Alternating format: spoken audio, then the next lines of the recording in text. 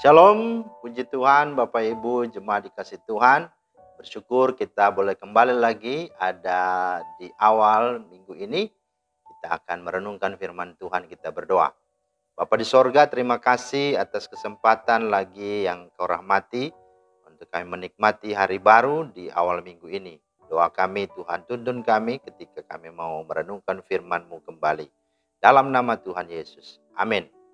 Bapak Ibu, firman Tuhan kita terambil di dalam Mazmur 127 ayat 1. Jikalau bukan Tuhan yang membangun rumah, sia-sialah usaha orang yang membangunnya. Jikalau bukan Tuhan yang mengawal kota, sia-sialah pengawal berjaga-jaga. Itulah firman Tuhan yang menjadi dasar renungan kita pada hari ini. Nah, tema kita adalah Tuhan adalah tamu yang tetap. Nah, Bapak Ibu mungkin tahu lirik lagu dalam Kidung Jemaat yang mengatakan seperti ini.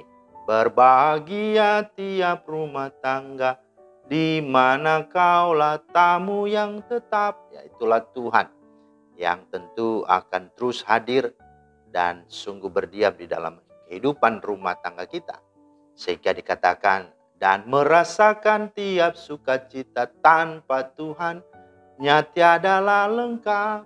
Jadi artinya bahwa Tuhan sungguh membawa sukacita. Tanpa Tuhan, tiadalah lengkap. Dan seterusnya. Nah saudara, mengapa ini penting disampaikan? Karena akhir-akhir ini marak terjadi kekacauan dalam kehidupan keluarga atau rumah tangga. Selain tingkat perceraian semakin meningkat, ya kita juga tahu ada fenomena kriminalitas dalam keluarga, seperti kekerasan dalam rumah tangga atau KDRT. Ada pelecehan seksual, baik itu terhadap anak maupun juga perempuan, semakin juga meningkat. Belum lagi akhir-akhir ini kita dihebohkan dengan kasus keluarga Sambo. Dan baru-barusan juga ada kasus penganiayaan seorang anak pegawai pajak. Itulah Mario Dandi yang sedang dan sangat-sangat serius ya. Dia menganiaya seorang anak putra petinggi GP Ansor yakni David, yang saat ini sedang terbaring koma, tak sadarkan diri di rumah sakit. Nah saudara, kira-kira apa yang kita nilai dan tanggapi dari semua fenomena ini? Jawabannya adalah karena lemahnya dan tidak adanya sesungguhnya didikan dan ajaran yang takut akan Tuhan dalam keluarga. Nah fakta ini sekaligus memberitahukan kepada kita bahwa berkeluarga atau berumah tangga itu tidak bisa simsalabim, bukan asal jadi dan instan, tetapi sesungguhnya membutuhkan kematangan, membutuhkan proses waktu dan upaya yang serius dan sungguh-sungguh. Terlebih dalam hal menghadirkan Allah dalam rumah tangga. Nah, mengapa Allah harus dilibatkan dan dihadirkan dalam rumah tangga atau dalam keluarga? Yang pertama, karena memang keluarga itu ada, keluarga dibentuk, dibangun dan dipertemukan. Sesungguhnya itu semuanya berasal dari Allah dan oleh karena Allah. Kejadian 2:18 berkata, tidak baik manusia itu seorang diri saja, aku akan menjadikan penolong yang sepadan dengan dia. Dan itulah pada akhirnya diciptakannya laki-laki dan perempuan, dan kemudian mereka dipersekutukan kembali. Mereka sungguh-sungguh diberkati menjadi suami istri. Jadi saudara, sebelum ada lembaga-lembaga lain, Allah terlebih dahulu membentuk sebuah lembaga, itulah keluarga, yang menjadi basic, menjadi sentral sekolah, sekaligus juga penentu sebuah kehidupan itu berkualitas atau tidak. Dan tentu sebuah harapan dan masa depan yang tentu diharapkan itu dimulai dari keluarga. Nah yang kedua, mengapa Allah harus dilibatkan dan dihadirkan dalam rumah tangga atau keluarga? Oleh karena memang hanya Allah lah yang tahu dan yang mampu membawa setiap keluarga meraih kebahagiaan sejati, kesuksesan sejati, dan kemuliaan sejati. Kata Yesus, di luar aku kamu tidak dapat berbuat apa-apa. Nah saudara, bagi orang Yahudi, sukses itu ada 4.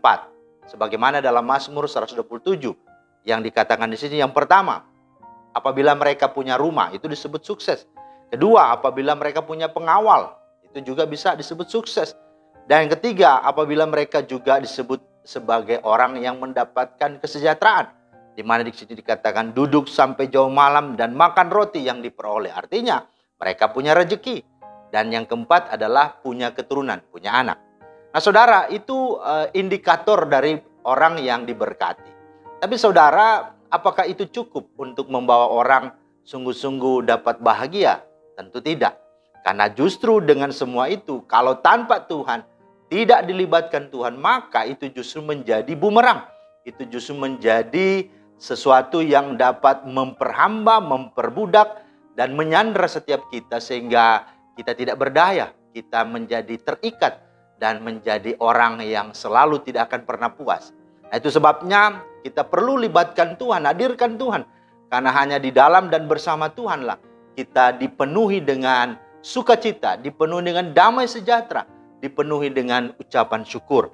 Maka ketika kita sungguh-sungguh diberikan kesempatan punya rumah, maka bukan rumah itu menjadi jaminan kita bahagia, tetapi apa? Suasananya. Maka ketika Tuhan dilibatkan, di sana bukan hanya fisik yang kita terima, bangunan yang kita terima, atau estetika, atau desain yang bagus. Bukan itu. Tapi di dalamnya ada keharmonisan, ada kerukunan, ada damai sejahtera, ada saling mengasihi, ada saling menghargai, saling menerima, saling menghormati di antara anggota satu dengan yang lain. Itulah yang diinginkan. Dengan kehadiran Allah itu terjadi.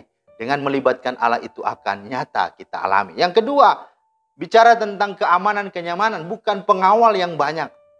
Karena pengawal apapun dan siapapun, dia akan terlelap, dia akan tertidur. Tetapi ketika Tuhan kita libatkan, dialah Tuhan sang penjaga yang tidak pernah terlelap dan tidak pernah tertidur. Dia akan membawa kita kepada keamanan dan kenyamanan. Yang ketiga, tidak hanya bicara tentang makan, minum, jauh-jauh malam, tidur, ya, tetapi tentu ini bicara persoalannya adalah kesejahteraan secara rohani, bicara damai sejahtera. Karena saudara, apa artinya kita punya segalanya, tapi itu memperhamba dan memperbudak kita. Berkat Tuhanlah yang menjadikan kita kaya, susah payah tidak bisa menambahinya.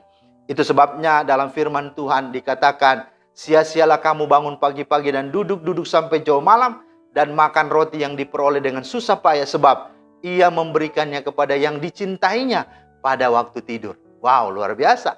Orang yang mengandalkan Tuhan, dia tidak akan pernah disibukkan atau dikendalikan oleh keadaan, apalagi oleh kesibukan, apalagi oleh segala hal-hal yang lahiriah.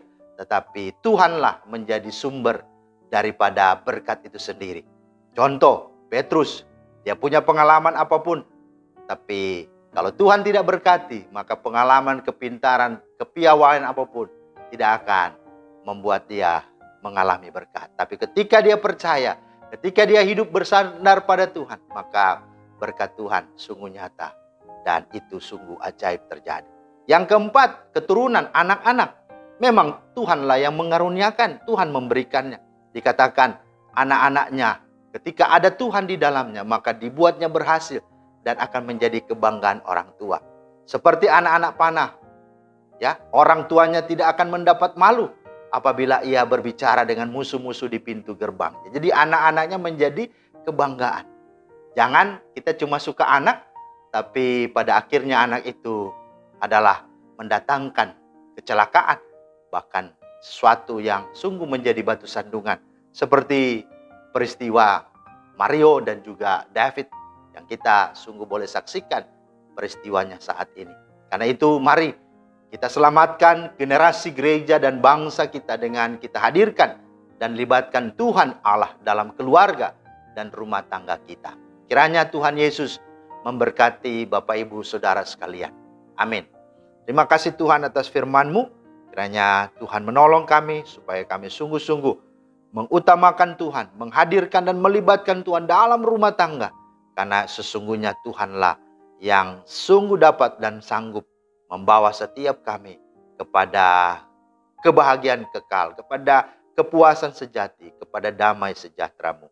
Dalam nama Tuhan Yesus kami berdoa. Amin. Demikianlah firman Tuhan hari ini, kiranya menjadi berkat.